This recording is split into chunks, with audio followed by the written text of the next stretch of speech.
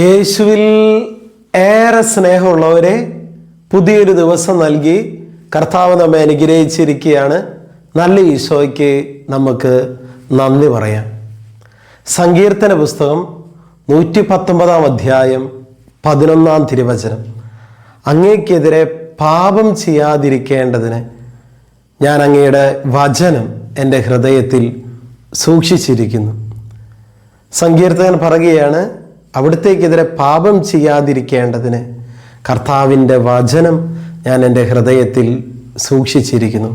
പ്രിയപ്പെട്ടവരെ, ഈ നോമ്പ് കാലഘട്ടത്തിൽ വചനത്തെ പ്രത്യേകമായിട്ട് ധ്യാനിക്കുന്ന ഈ മാസത്തിൽ നമുക്ക് കൂടുതൽ വചനം നമ്മുടെ ഹൃദയത്തിൽ നമുക്ക് സൂക്ഷിക്കാം. ഇന്നേ ദിവസം പ്രത്യേകിച്ച് ഈ നോമ്പ് കാലഘട്ടത്തിൽ നമുക്ക് ആത്മപരിശോധന ചെയ്യാം. എത്രമാത്രം വചനങ്ങൾ നമ്മൾ മനഃപ്പാഠമാക്കുന്നുണ്ട്, എത്രമാത്രം വചനങ്ങൾ നമുക്ക് നമ്മുടെ ഹൃദയത്തിലുണ്ട് എന്ന് ആത്മപരിശോധന ചെയ്യാം. കർത്താവിൻ്റെ വചനത്തിൽ നമ്മൾ ഇപ്രകാരം കാണും. കർത്താവിൻ്റെ വചനത്തിൽ അത് പാറയെ തകർക്കുന്ന കൂടം പോലെയാണ്, അഗ്നി പോലെയാണ്. ഇരുതലവാളിനേക്കാൾ മൂർച്ചയേറിയതാണ് വചനം. വചനം സുഖപ്പെടുത്തുന്നതാണ്, വചനം ശക്തിപ്പെടുത്തുന്നതാണ്. അപ്പോൾ വചനത്തിൻ്റെ പ്രത്യേകത, വചനം ഈശോയായതുകൊണ്ട് പ്രിയപ്പെട്ടവരെ, നമ്മുടെ സമസ്ത മേഖലകളെയും സ്പർശിക്കാൻ, സമസ്ത മേഖലകളിലും അനുഗ്രഹങ്ങൾ നൽകാൻ കർത്താവിൻ്റെ വചനത്തിന് സാധിക്കും.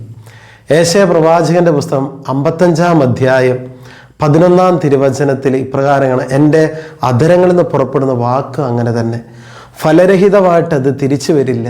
എൻ്റെ ഉദ്ദേശം അത് നിറവേറ്റും. ഞാൻ ആഗ്രഹിക്കുന്ന കാര്യം അത് വിജയപ്രദമായിട്ട് ചെയ്യും. പ്രിയപ്പെട്ടവരെ, കർത്താവിൻ്റെ വചനത്തിൻ്റെ പ്രത്യേകത അത് ഫലം നൽകുന്നതാണ്.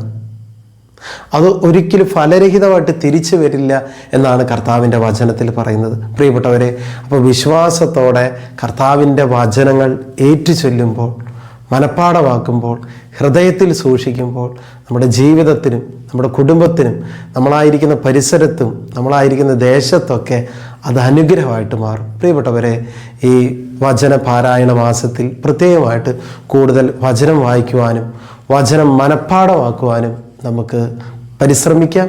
വചനമായ ഈശോ നമ്മെ അതിനായി സഹായിക്കട്ടെ. കൃപയ്ക്ക് വേണ്ടി പ്രാർത്ഥിക്കാം. നല്ല ഈശോ, ഈ സന്ദേശം കേട്ടുകൊണ്ടിരിക്കുന്ന ഓരോ മക്കളെയും ആശീർവദിച്ച് അനുഗ്രഹിക്കണമേ എന്ന് പ്രാർത്ഥിക്കുന്നു.